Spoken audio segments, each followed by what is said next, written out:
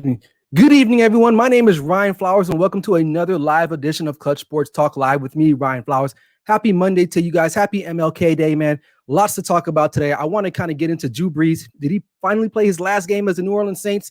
We're going to talk about Lamar Jackson, man. What does he have to do to be a Super Bowl winning quarterback in the National Football League? I'm going to be recapping the divisional round for the NFL playoffs. And finally, I want to welcome my guest, Jajuan Michael Harley from formerly the Buffalo Bills. Sorry, I don't have a brain fart tonight. But anyway, I got a great show in store for you guys today. So sit back and relax and enjoy the show. This is Clutch Sports Talk Live with me, Ryan Flowers. Let's go.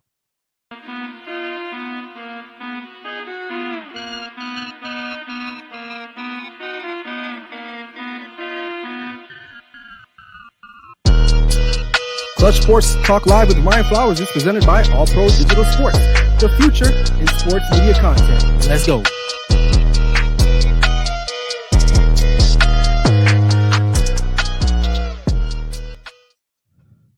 Welcome back in, everyone. Hope you guys are doing well, man. Again, happy Martin Luther King Day. Today is a great day to remember a great man who fought for civil rights in this country for African Americans, and not even just African Americans, for everybody who needed that. So I want to welcome you guys again to another edition of Clutch Sports Talk Live with me, Ryan Flowers. We got lots to talk about today. We got NFL, and also I'm going to bring in my guest later on towards the end of the show, Jajuan Harley. He's going to be talking about his career and his future going on. He's the CEO Made to Enhance Inc. So we're going to get him on the show later on. So I hope you guys stay tuned for that. If you guys are in the chat room right now, make sure you guys drop a like and a share. Please make sure you share this content to everybody right now so we can get more people in the room and we get some more thoughts and, comments going on. So other than that, man, you can also hit me up on my social media platforms. I'll have it here on the bottom for you guys. That way you guys can see here at Clutch Sports Talk on Instagram, at Clutch_Talk on Twitter, and also hit me up on YouTube at Clutch Sports Talk, as well as the All Pro Digital page as well on YouTube and Instagram. So, man, it's Monday. It's the beginning of the week for a lot of us. Some of us had the day off, like myself. So I needed that 3-day weekend. Some of you had to work. Sorry, but hey, I'm here to get you guys through another week. So got a jam-packed show for you guys today. But first, I want to start with Drew Brees. Unfortunately, it looks like it's the end of an era for Drew Brees. Super Bowl winning champion, Super Bowl MVP, multiple Pro Bowls, I think 13 Pro Bowls. I believe he's one of the all-time passing leaders in the NFL, an outstanding human being. What he was able to do for the city of New Orleans, especially after Katrina, he's definitely a legendary, and in my estimation, probably a first ballot Hall of Famer. But sadly, his career may have ended last night at the hands of Tom Brady and the Tampa Bay Buccaneers. So if I think it is, because I think he signed a deal going into the season, I believe with NBC or maybe Fox, I forgot, to be a broadcaster or commentator for the NFL games, but he's going to do well in that, as well as, just like Tony Romo did when he transitioned over. But Drew Brees is an outstanding human being. Like me growing up, I'm a Cowboys fan, but game recognizes game, and he's probably one of the most exciting quarterbacks I ever had the opportunity of watching and rooting against. Definitely, it was sad to see him play last night in the sense that he looked really old. I felt like, 42, 43, that age hit him, man. Obviously, guys, age differently. Tom Brady looks like he's still 21 years old. As I was joking with my guest, Jajuan, off camera, we got to find out avocado ice cream, because Tom Brady looks, he looks like he can play another 10 years, right? But Drew Brees, it's definitely an illustrious career. It started with him, he didn't get recruited by any, he's from Texas. Not one of the Texas schools recruited him. He ended up going to play in the Big Ten at Purdue. Purdue's not like a big time football powerhouse, but still, nonetheless, he gets drafted by the San Diego Chargers. Played a few years there, if I'm not mistaken, then tears his labrum. Then, and he gets out of there. Then I think the Dolphins try to go for him, and then he ends up in New Orleans. Then Katrina happens, and then the rest is history. They go on this tremendous run in 2009. They win a Super Bowl. He's like throwing touchdowns left and right for everyone. Those teams with him on it were just so fun to watch, and it's just sad to see him kind of go out the way he did. But like Drew Brees, he's a true professional. He didn't have his head down. He looked very, poised. Like that's pretty much what he's been like his whole entire career. Very poised individual, respectful. So I'm glad to see that he didn't get super hurt, towards the end of his career, other than the fractured ribs, he had this season. But to see him kind of go out like that, it was a little sad, but I'm glad that he was able to play for so many years and be the quarterback for New Orleans Saints. So Saints fans, don't feel down, and I don't think they are. I think they realize that, what, they had an opportunity to witness greatness for quite some time. So now what do the Saints do? Um, they have Jameis Winston. He's in the fold there. Taysom Hill is still there. Do they go out and get another quarterback? That's going to be remains to be seen. My personal thought, I think they should probably give Jameis a go. You saw what he did yesterday. He came in and threw that touchdown, that deep pass, which is something Drew Brees hadn't been able to do in quite some time, maybe because of age or maybe because Sean Payton's play calling, designs have changed over the time to kind of help accommodate Drew Brees' age and, restrictions with his arms and things of that nature. But I think you got to give Jameis a shot. Why not? The guy threw for so many touchdowns in Tampa Bay. I know he threw a lot of picks. I get that. But I guess he's got the LASIK going. His vision is corrected. Maybe he can see better now. So I don't know. I think Taysom Hill is kind of like a gimmicky kind of player. He's a great player, don't get me wrong, but can he be a full-time quarterback? And let's just be real. I know he started 4 games, and I think he went 3-1.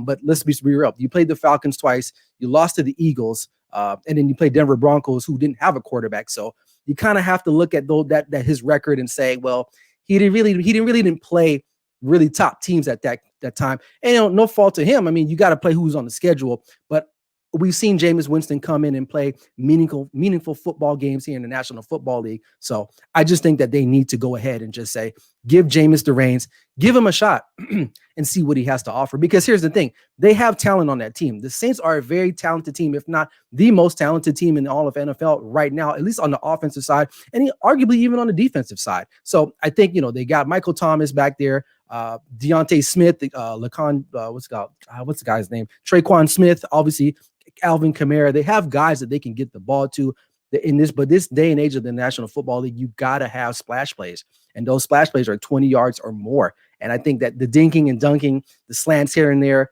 it doesn't add up to a lot of wins, especially when you're playing really top tier defenses. And that's kind of like what they ran into last night. So for me, the Saints give Jameis Winston a shot. Give him a shot. Let's give him a shot. See what happens. You probably still go out in the draft and get your quarterback because you always need another quarterback. You keep Taysom Hill, in his role right now, keep him doing what he's doing. Worst case scenario, he can go in and finish out a game and finish out a few games to the rest of you in that season, and maybe get another wide receiver. But their defense is pretty solid. That front four is really good with Davenport, Jordan. I love the linebacking core that they have there as well, and Lattimore and Gardner and guys like that. And Malcolm Jenkins, we got to see what's going to happen with him. He's kind of long in the tooth there as well, so we'll have to see what the Saints are going to do. But I think that they won't fall off without Drew Brees. They're still decent. They still have a really talented roster. It's just about tweaking and finding the right pieces there. Sean Payton needs to stay. Don't go out and get anybody else. I know a lot of Saints fans want to see him go, but he's absolutely a great coach. They just have bad luck in the playoffs the last couple of years. I mean, really, since 2009, they really haven't had that much success in the playoffs. So I don't know. But that's just my thoughts on that. Let me know what you guys think in the comment section below. Got my dad on the live. Appreciate him, man. What's up? Let's shout him out. Mr. Flowers. Yeah, that's my dad. He's watching the show right now. So appreciate him being on. Make sure you guys stick around. I'm going to have Jajuan Harley back on the show towards the end. We're going to talk about his career and the future of him going on with him as he makes a comeback to the NFL. All right, next topic I want to get into. Lamar Jackson. Now, I've received several messages saying that I'm a hater of Lamar Jackson. It's not the case. I think he's a tremendous athlete. I think he's a great athlete as well. He's dynamic, but is he a quarterback? Is he of the definition of a quarterback? Can he throw? Yes, he can throw. Obviously, he's made it through college. He's a Heisman winner. He's a league MVP. But let's just be real. I think he is what he is. Now, what he is very unique and dynamic. Not a lot of players have been like him. Now, we've had running quarterbacks, Randall Cunningham, Michael Vick, that I can think about, lately. But then, and Cam Newton, he won an MVP as well. But when you look at those types of players, man, they break into the league. They have really success early on in their careers. Why? Because they use their feet a lot to run around, to extend plays, which is great because that's what an athlete should do. But when you play quarterback, man, you have to be able to throw the ball at some point in some time. Now, Lamar Jackson, they lost the game this past Saturday night against the Buffalo Bills. Was it his fault completely? No, it's not his fault completely. It's a team game. There's 10 other guys on the field, that have to make plays. And obviously the coaching has to, call the right plays and create the proper game plan. And the Baltimore Ravens, I have to say this, they have to address some certain needs. They need to get him some more wide receiver help. I like Hollywood Brown, or Marquise Brown, for those of you who don't know who Hollywood Brown is. He's a I think second or third year player out of Oklahoma. They went and signed Dez Bryant, who I love. Don't get me wrong, I'm a Cowboys fan, so I got to throw the X up for Dez. But come on, Dez Bryant is far removed from his best years in the National Football League. So, but back to Lamar. I think he can be better. I think he's going into his fourth year. He's fun to watch, but at the end of the day, when you're in the playoffs, you got to make throws. And when I was watching that game last night, don't get me wrong, Josh Allen wasn't that much better, but there were points in the game where he was actually able to make the deep throws down the field with some ease. And obviously he has Stephon Diggs. He has a competent wide receiver that can go and make those plays for him. I think when Lamar won that playoff game last week against the Titans, it kind of gave him maybe a false sense that, hey, you know what? I can do this. I'm not saying he can't be a good quarterback, but I think he's limited unless he's able to go in the offseason and really put the work in to become a better passer. Like, we know he can throw down the middle of the field because that's an easy read to make, with the tight ends that he has with Mark Andrews. But when he's throwing to the numbers or outside the hash, he struggles quite a bit. And he also looks at the one read. He's a one read type of thrower. If that one read's covered, he's looking to run. And then in that terrible interception that he threw the other night to Teron Johnson for the Buffalo Bills, he basically stared down in the direction that he was throwing to, and any safety will be able to read that, or any cornerback or any defensive player can see that because they watch film, they know everything, and these guys are the ultimate athletes. They can see all that. And then he ends up getting hurt too. I know that play wasn't his fault. It was a bad ball that was snapped over his head, but he tried to go make a play because he's an athletic type of dude. He gets the ball, picks it up, throws it up, and he gets tackled, hits the back of his head. He's out the rest of the game. But I think Lamar is what he is. Is he going to win a Super Bowl? I don't think he's going to win a Super Bowl. And I think he has a few more years left in Baltimore. And this is not a hot take. I think this is just fact. I think he has a few more years in Baltimore because their game plan is just basically ground and pound. And yes, you need to run the ball in football at some point because you got to be balanced. But they're not balanced because everyone knows that they can't throw effectively. And once you can't throw effectively, they'll throw 8 in the box and they're going to force him to throw. And once they do that, they're like, you know what? If he beats us by throwing the ball, I have no problem going on the 50-yard line and shaking that man's hand and said, you know what? You beat us today, but you're not going to beat us by running for over 100 and something yards on us. That's not going to happen. So do I think he's going to win a Super Bowl? I don't know, man. I really don't think so. He's going to need some help, for sure moving on in the future. But Lamar, please take this time in the offseason, man. I think you're a good guy. I think you mean well. I think you're a dynamic player, but you need to know how to throw the ball a little bit better. Because if that's the case, guys like Patrick Mahomes, Russell Wilson, Kyler Murray, all these guys could rush for 500, 1,000 yards in a season, but when it comes down to it, they're not paying you for their legs. They're paying for you. They're paying you to throw the football. So that's just my piece on that. So Lamar, good luck to him, man. I hope he gets better. I hope he, the concussion thing is not too big for him and he's able to recover, which I think he should be able to recover and he'll be fine. So good luck to him and good luck to the Baltimore Ravens. Excuse me. All right. So divisional round is wrapped up. It finished last night. The Tampa Bay Buccaneers went into New Orleans and beat the Saints. I'll talk about that here shortly, but I want to kind of jump back to the first game of the day on Saturday, the Packers and the Rams. Aaron Rodgers looked really good. That offense was clicking, for the most part, doing pretty well against the number one defense in all of National Football League. You got Jalen Ramsey back there. Aaron Donald I think he was limited. I know he had that torn cartilage under his rib area, so he was very limited. But, I felt during that game, the Packers weren't in trouble. I know the game was close, but I felt like in the end, Aaron Rodgers would make a play. And that's exactly what he did. And they were able to win that game. Not want to say running away, but they did hang 32 or 30 points on the number one defense in all of football. So, that leads me to believe, well, how is Tampa Bay going to stop them? So I don't know. I'll talk about that on Wednesday. But just to kind of go back with that game, what I saw from the Rams is that they're going to have to figure out what they're going to do with Jared Goff and Aaron Donald.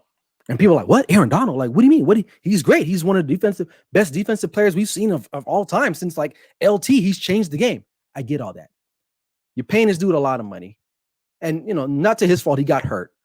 But even if he was in that game, would he have made a difference? Probably. He probably would have got a sack or two or whatever. But he's not winning you football games like how a quarterback is going to win you a football game.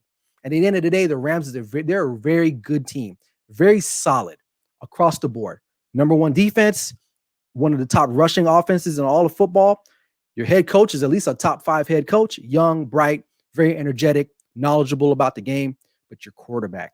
I'm not saying Jared Goff lost this game for them. He didn't. I mean, but he didn't go out and win the game for you. And if you're paying this guy the money that you're paying him, he needs to go out and win you these games in the playoffs. This is when you see your investment come into fruition, is during these times. It's not during, week 5 on a Sunday night game or whatever. The wins are the wins. And I know each win in the NFL is very hard to get. But when you're paying guys the amount of money that you're paying guys like Jared Goff and stuff like that, they got to produce. And I know he had the thumb injury, and kudos to him for having the guts to come out there and even playing last week against Seattle and then coming back this week and playing in frozen tundra and Lambeau and doing what he did. But the Rams have to figure out. And I think today they interviewed Sean McVay, and he was very non-committal about what he was going to be doing with the quarterback position in the future. So that leads me to believe that they don't believe Jared Goff is the guy. So my thoughts is maybe you go out, you draft another guy, you go out and maybe get a mobile guy that fits your offensive type of scheme. Because from what we know, Jared Goff is a very rigid, very stiff type of individual up in the pocket. You need someone that can move, bootleg, run, kind of put the fear in some defenses, because right now, Jared Goff is not going to run on anybody. Now, they don't need to go out and get like a Lamar Jackson type player, but somebody that's mobile. And as far as Aaron Donald is concerned, I mean, he's there. I mean, you guess you have to have him there. But I feel like he's going to be like J.J. Watt of the West. He's just going to be a very dominant force for quite some time, but they're not going to win anything of any meaning. Now, I know they made a Super Bowl a few years ago, and since then they just kind of been like, top, they're like a second-tier type team, but he's not going to take them over the top, because in this league, offenses usually win you games. I know defense wins you championships, but to get there, you have to have potent offenses. And Aaron Donald's not running the football anytime soon. He's not catching passes as well. So we'll just have to see on that. The other game, obviously, Lamar Jackson and Buffalo Bills. Buffalo Bills were very steady. They didn't wow anyone. Obviously, the game was pretty tight for the most part. They didn't pull away to the end.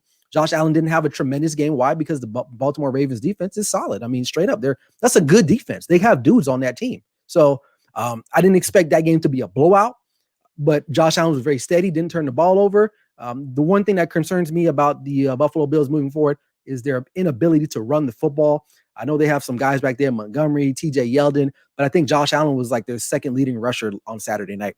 That's not a good thing, especially if you're going up against Kansas City next week, which I'll preview that game on Wednesday on my next live. So what the other games we had? Kansas City, Cleveland. I mean, Cleveland, hey, look, I got to give them their props. And Baker Mayfield, you guys had a great season.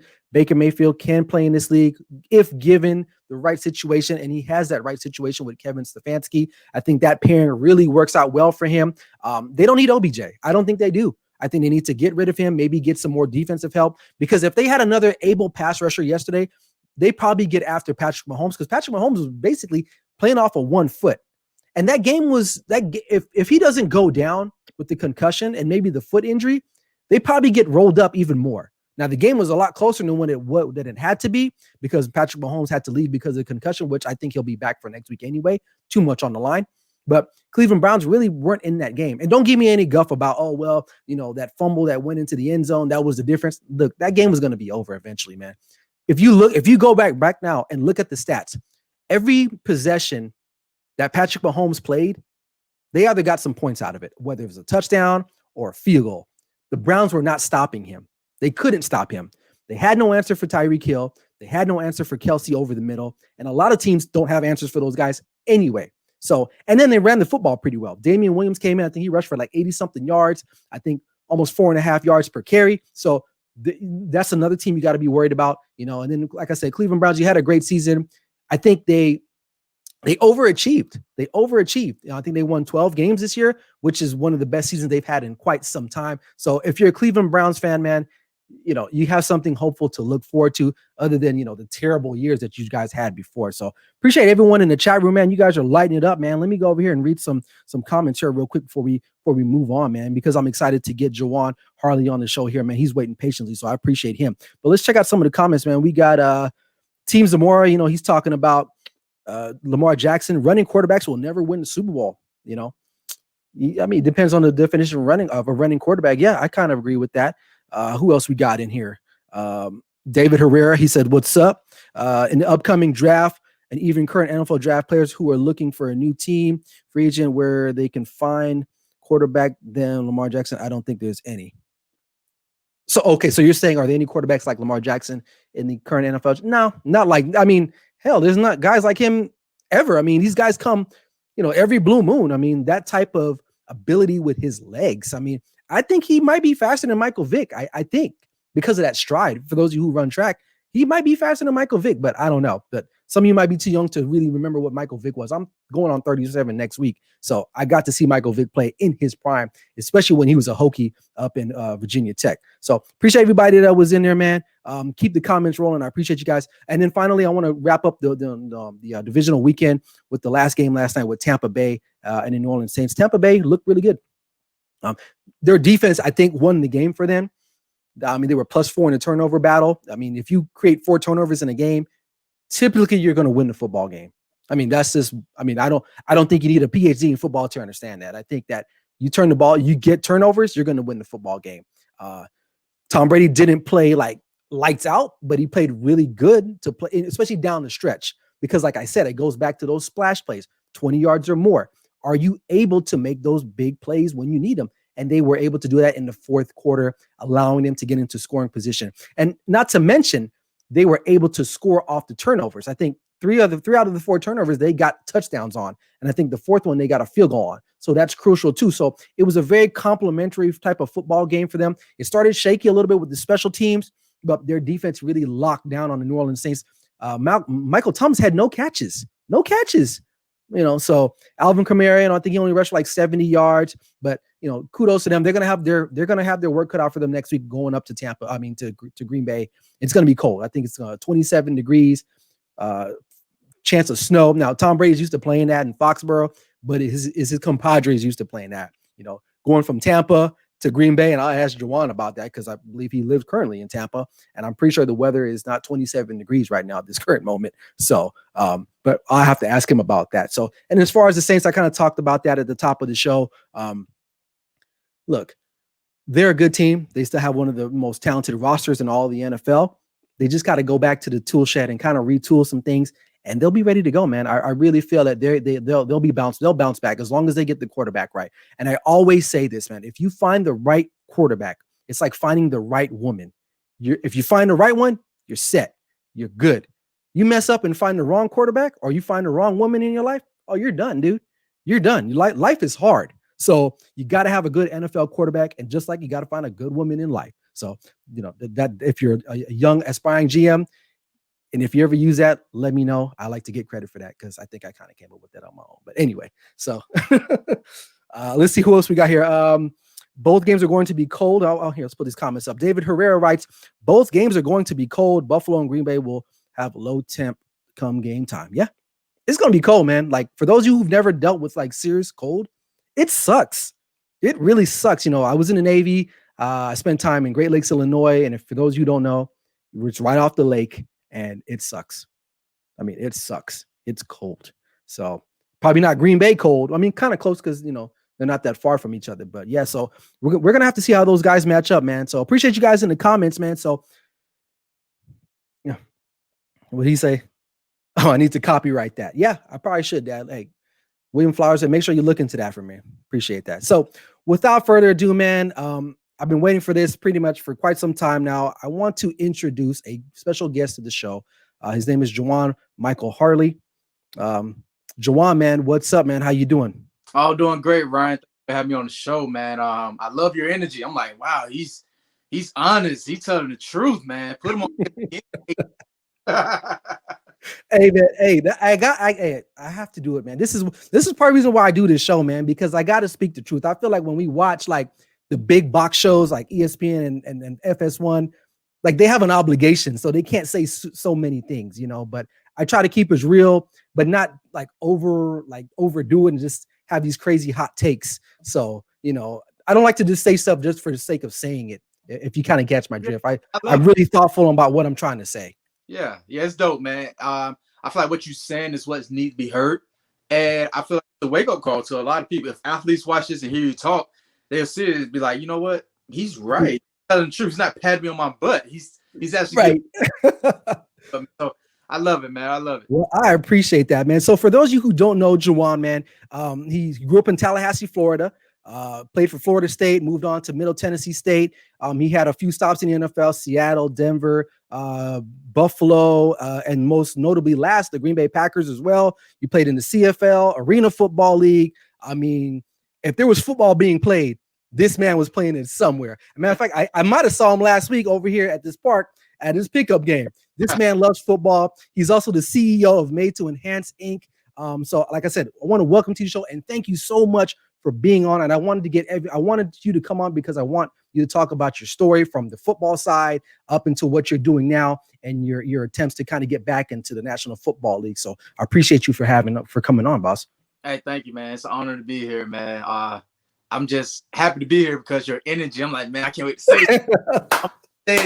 Let's go. My time. Hey, don't worry about it, man. It's all good. Just be you. I'm gonna be me, and we're gonna be all good. All right. So first thing I want to talk to you about is, your upbringing. So you're from Tallahassee, Florida, which is Florida in general is a hotbed of just football talent from throughout the country. You got, so many guys that come out of the Miami. I know Tallahassee's further north, and they got some guys that come out of that area too. So talk to me growing up. What was it like playing football, or when did you start playing football in your life? Well, I was told that at 18 months, that's when I was starting football. So it started pretty early, and I think what happened with sports, my mom was a fantastic track athlete, that was a fantastic track athlete. It just, during that time, you didn't have the support. So I felt like I was blessed with great talent. I just started picking up sports. In Florida, you have to do something outside. So right. Football, track, anything. So I kept going as a little kid and just fell in love with sports. Now, okay, so 18 months. I mean, that's pretty early. So are the athletes really, because I hear stories a lot about Florida athletes and how competitive they are, and it's like they don't care, dude. If they gotta kill you, they're gonna do what they gotta do. Is that true? Is there some truth to that? Oh yeah, it's definitely, man. It's like this. I grew up in North Florida, and South Florida is more competitive. The stories that you hear about, if a high school kid loses a game, his life is on the line, and right. So me personally, I took that to heart because everyone gave South Florida players more credit. So in my region, it's more country-like. So we must have to, do all the dirty work to get attention. And when we meet these South Florida boys, we always have to show them what's up, what's the real deal.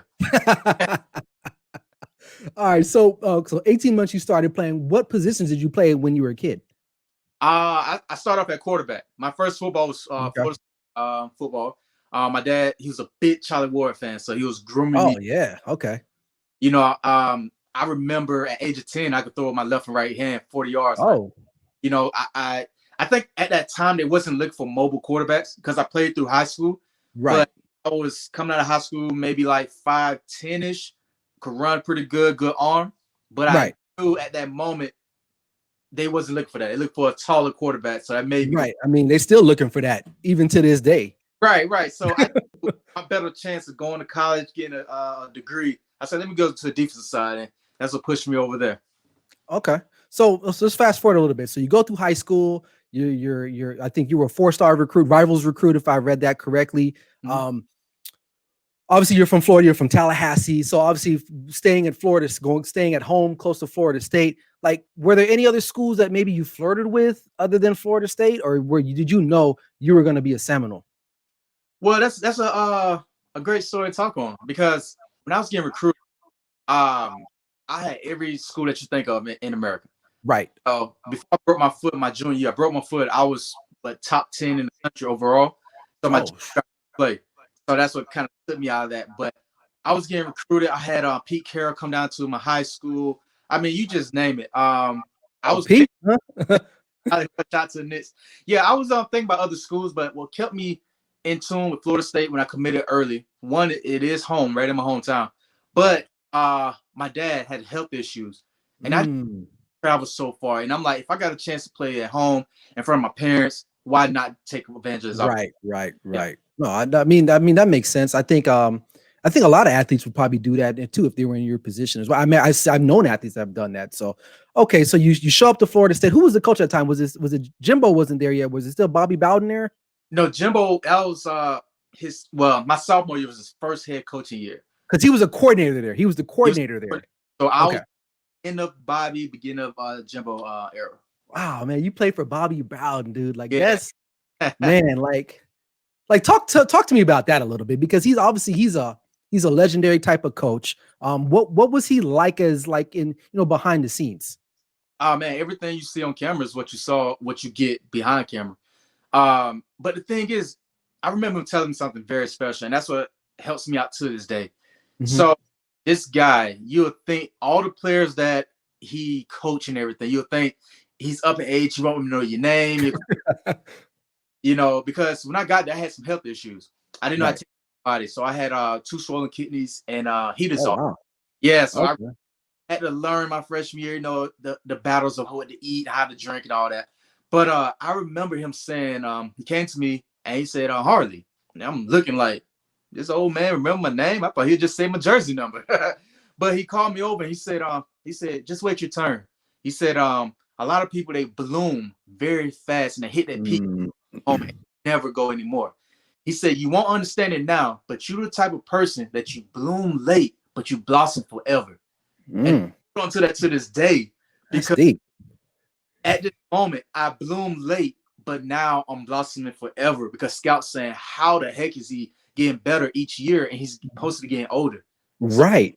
So doing things that I couldn't do when I was with the Buffalo Bills, but now I could do it so much smoother and better. So hey, you know what? That's really deep, and because I've seen your workout videos. I'm like, you making me sweat. I'm like, dude, this brother, he over there getting it. I'm like, okay, I'm about to go out here and do the 4-cone drill or something. Like, I need to do something with my life, because my boy Jajuan out there doing it. So, all right, so you leave Florida State, you go to Middle Tennessee State, because I read that your mom had some medical conditions that you had to kind of take care of. Is that correct?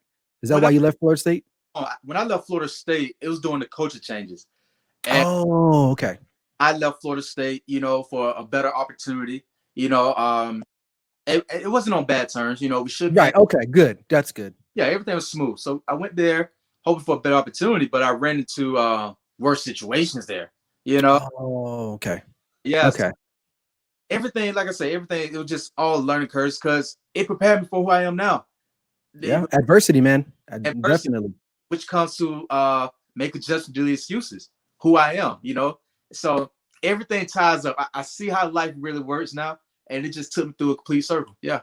Absolutely. So you played 1 year at Middle Tennessee State, right? You were, I believe here, you played 12 games, Defensive Player of the Week, Sun Belt Player of the Week, so you were doing big things there. You graduate with your degree. Were you called to the combine, or did you just have a pro day? How did that work out for you? I just had a pro day. Okay. Yeah. It's pretty weird, like you calling out what I accomplished. I didn't know I accomplished those things till a couple years. The thing was, like, when I was there, like I said, I went through a lot. Even though I had 12 games, I never finished a full game. I only started 8. So I knew I had to figure out, how can I get these stats? So I'm thinking, they playing these mind games. Okay, when I get in, I got to get this tackle. I got to get some scripts. I got to get some PBUs. It was just like, when like I said, you called out those accolades. I did not know I earned those until years after I played at Middle Tennessee. Wow. Yeah. Wow. What was the difference of competition going from Florida State? Obviously, you're playing in the ACC. Now you're going to Middle Tennessee State with the Sun Belt Conference. Was there a noticeable drop off, or did you think that the Sun Belt was that way off? Or what were your thoughts on that? No. I tell people all the time, don't get it twisted. Just because it's a different level or a mid-major or a bit major or whatever conference, talent's talent. That's why you're seeing guys getting drafted or just signed Division 3. Them guys got heart too. So it doesn't really matter where you come from, even in the professional level. At the end of the day, it's talent everywhere. And I always took it as, this guy right here is a first rounder. This guy could be a rounder. I have to bust his butt up, just like he'll try to bust me up. Oh, definitely, man. And you're getting love right now. David Herrera writes, that's right. You earned them. Respect. So he's shouting out to you. So yeah, definitely, man. So for those of you, if you got kids who are young athletes, man, take that advice. It doesn't matter where you play at. It's how you perform and how you adjust and make those changes necessary in order to be successful. So, because like you said, a lot of guys, man, like Division I football, basketball, whatever, man, it's a machine. They eat you and then they spit you out for some of these kids, and you never hear some of these guys. So that's very interesting. Okay, so you graduate from Middle Tennessee State. You didn't get drafted, right? And you go start working at Walmart. Is that right? Yeah, man. Toy department at Toy Walmart. department. All right. Talk about that, dude. This is the interesting part. I want to hear about this. Oh man, yeah. It's just when you just say that about Walmart. Every time I go to Walmart, I always like my wife will go and we'll see some toys sticking out, and then I put it back in place because I'm That's just what you was doing. a guy now. That's what you was doing. So the journey at Walmart. So I had to get a job, man. I had to make an earning, but I told myself I'm not gonna give up. No matter what happens, I'm gonna keep pushing, and I'm just gonna show life that no matter what you put in front of me, I'm gonna keep giving my best until something I want and I deserve will happen. So when I got to Walmart, I'm taking every shift. So I'm sleeping in my car now to make sure I can save money.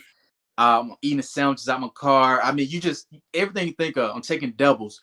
And in between my breaks, I go outside. We had a hill what I worked at. So I run that hill on my lunch break in the back of the store. Like, it's pretty big in Walmart. And I'm back there doing lunges. Grinding. I go to the grind, and I go to the sports area. Walmart has a sports area. And my coworker was like, "Why are you doing curls? Why are you lifting up the heavy?" I'm literally getting my workout while I was at work. And then when I go home, that's when I start writing letters to the NFL. I'm writing letters. I'm calling NFL offices, trying to set up meetings. I mean, I was grinding just to show that I belong and I could be there. Man, that's amazing, dude. So man, props to you on that. And I also read too, like you're your own agent. You do all of your deals. I mean, you're like a one-man football band. Like, yeah, that's not by choice. That's by okay. Yes. Don't get twisted. Any agency out there, I promise I email them, I call them, everything think of. But however, I just feel like how people say I didn't choose his life chose me. Right. I truly believe that because I'm showing others that just because someone don't want to take a chance on you or help you out, help yourself. Don't give up. Yes. And that's what I did. I said I'm not giving up on myself. I'm going to figure this thing out. I know how to read. I know how to write. I know how to count. I'm going to do whatever I have to do to get to where I want to be in life. And it blessed me to get an sign NFL contract, CFL. I play in all arenas in the SFL, supplemental draft. I mean, you name it. You was playing it. Yes. I just told myself I would never give up on myself, no matter the situation. Wow, man, that's definitely inspirational, and hopefully those that are listening to this story, man, like, hey, you could be working at Walmart, Target, wherever you at, man. If you have a dream, you have a passion to do something, man. Don't give up on that passion, because I feel like if you give up on your passion, you eventually just end up giving up on yourself. And so I think that's perfect at what you're doing, man. And you're continuing to grind. So fast forward through all that, you're done being working at Walmart. You first get a call to go and try out for, who was it? The Seattle Seahawks, the rookie minicamp in 2013.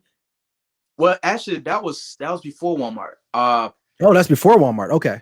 I went there. The crazy thing is, if I would have held off for going there a couple days later, the Jets was going to sign me. That was crazy. Oh, wow. Okay. So you go from team, you're trying out, you're sending videos, you're working out, you're going to camps. Finally, you have a deal. I wouldn't say a deal, but you sign with the Buffalo Bills for a few months. You're there for quite some time. Walk me through that process. Who gave you the call? What was it like going to Buffalo from Florida?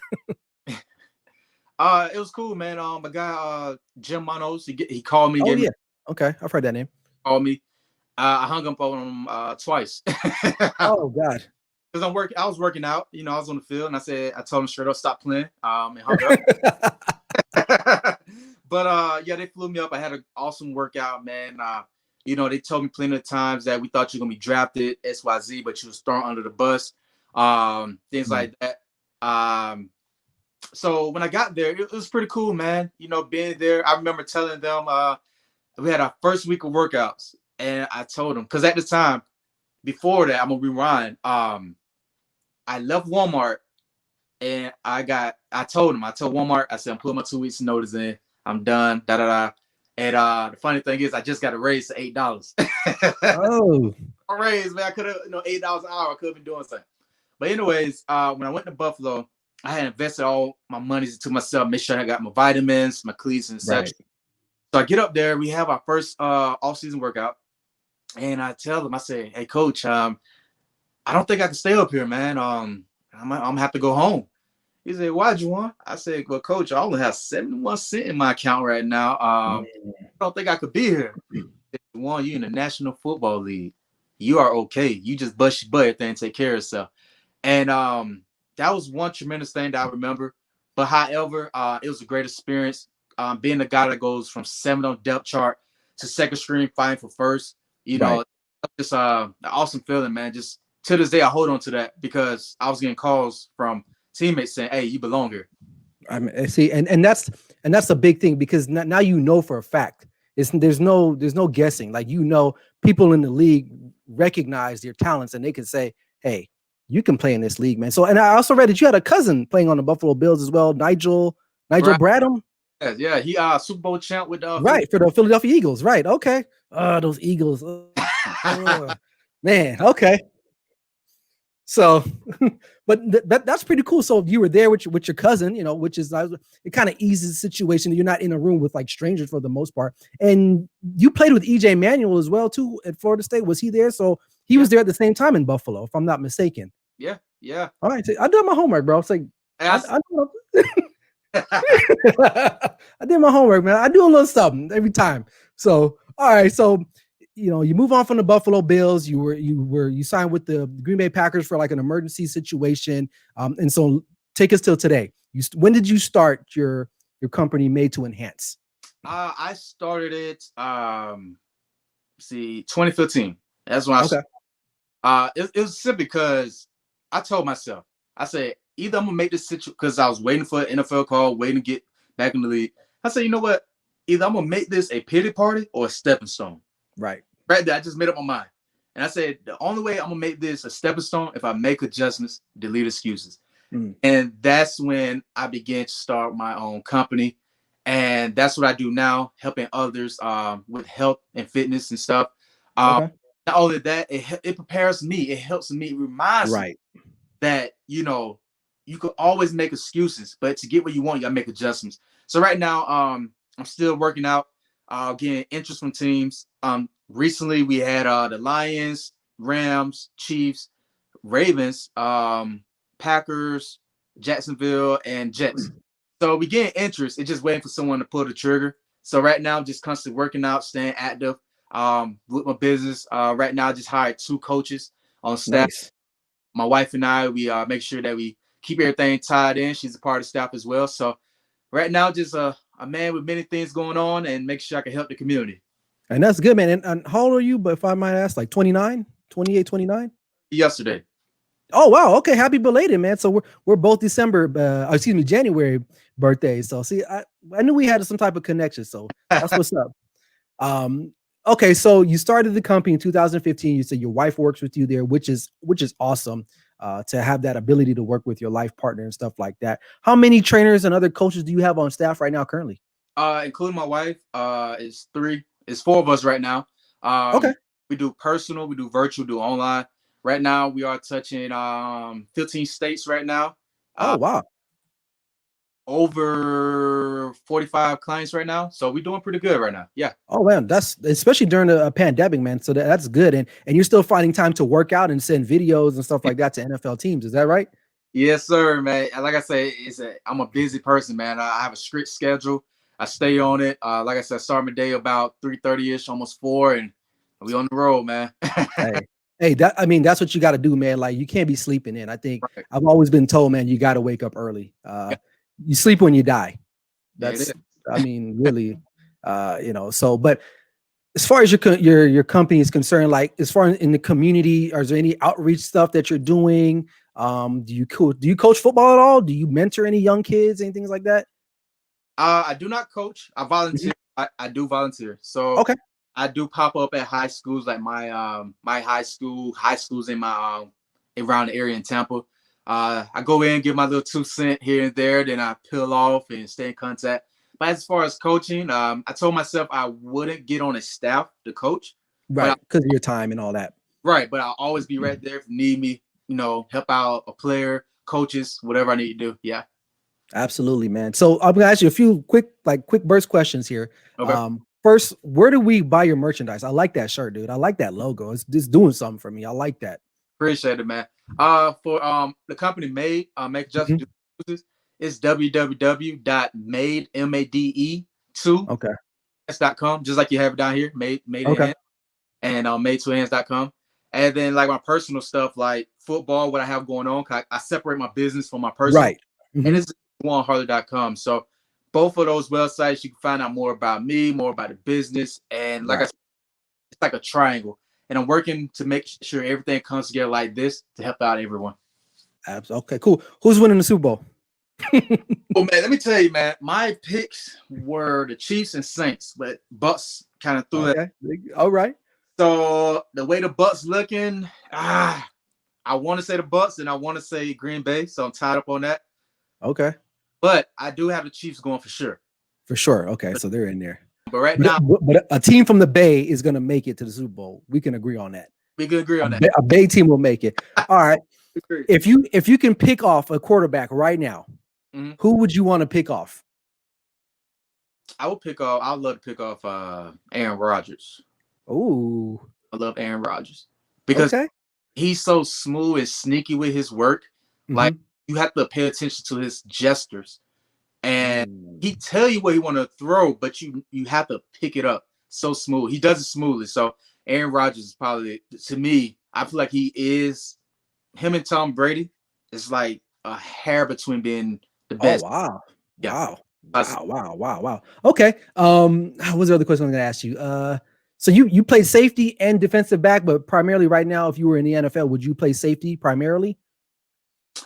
See, the thing is, that's what scouts are looking at me at now. They don't know DB, or they won't put him as safety, or drop him down to a nickel linebacker.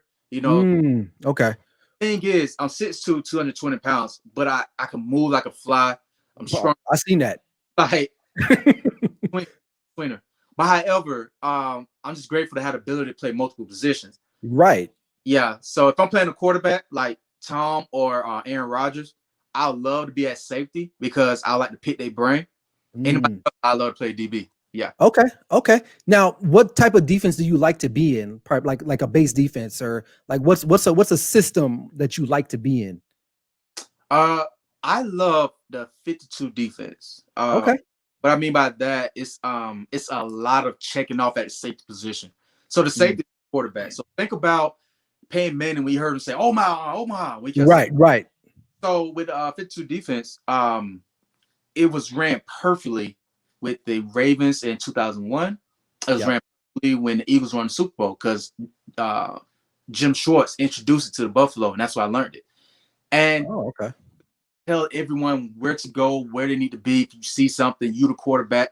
I could tell if we in a certain situation, I could lock the corner and tell the nickel candy. I'm a candy him, so that means I'm jumping anything inside. He gonna take over top, or I go to the linebacker, say handcuff. You lock that. Just different things because right. Mind games. So a lot of teams don't run the 52 that often, though. I don't see that a lot of times when I look at some of the film.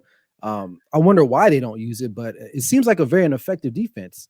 Well, let me tell you why. The reason why you have to have a smart safety. When Malcolm Jenkins went to Philly when they won it, all right. 2001 was ran with the Ravens when they ran it. You had Rod Woodson back there. So right. But you got high Q players back there. So So NFL teams, if you want to win another Super Bowl, Jajuan Harris is available. Put him in that 52 defense, you will win a Super Bowl. You guys heard me. So you heard that live on Clutch Sports Talk, man. But Jajuan, man, brother, I appreciate you, man. I wish you much success, continued success. Stay safe in this pandemic, and you're welcome on this show anytime, man. Just hit me up, man. You can come on any day of the week. We can do this, man. I appreciate you, boss. Thank you. Thank you for having me. Thank you. You're welcome. And let everyone know where they can hit you up social media wise, websites, whatever you want to talk about, man. Let them know where they can find you. Cool. All videos that's personal to me is Jajuan M. Harley. For my business, it just be Made, so MADE to Enhance, and then you'll find us be the only team out there that's made to enhance. So you'll see our sports page and you'll see our fitness page. And as for website, just JajuanHarley.com, and you'll see everything from there. Absolutely, man. Well, you have a good night. I know it's late for you. It's almost 9 o'clock there for you. So you're about to get up in like 30 minutes. So, but pleasure, man. You guys take care of yourself, and we'll see you next time, boss.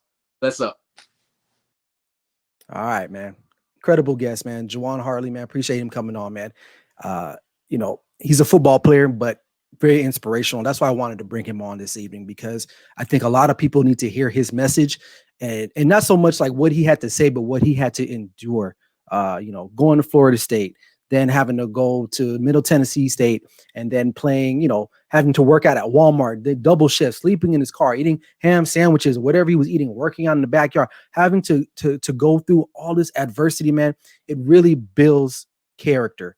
And I feel like a lot of people in this world lack that. And it's very important to hear someone like that speak outside of myself. To me, I'm nobody, really. I'm just a guy that does this live show. But when you have guys like Jajuan, man, who's doing his thing, making real strides in the community, and helping better himself and his family, and still trying to make the NFL. And I pray to God that he will make the NFL sooner or later. And if he does, man, I'll be more than happy to get him on this show again, because definitely an inspiring story. So for those of you, man, you go to his website, check him out, man.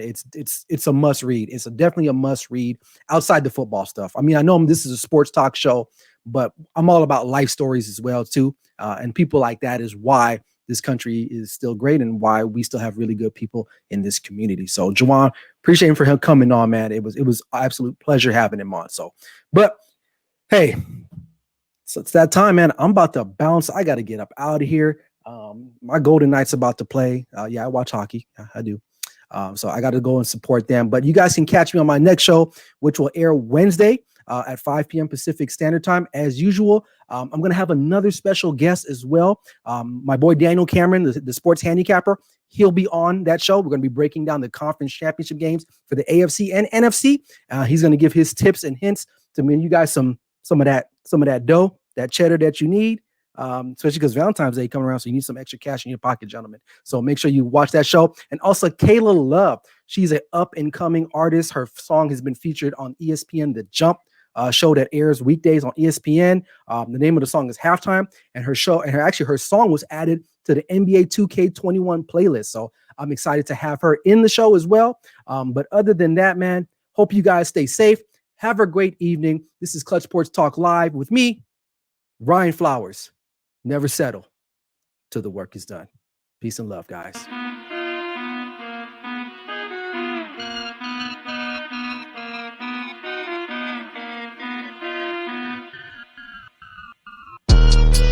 Clutch Sports Talk Live with Ryan Flowers is presented by All Pro Digital Sports, the future in sports media content. You heard?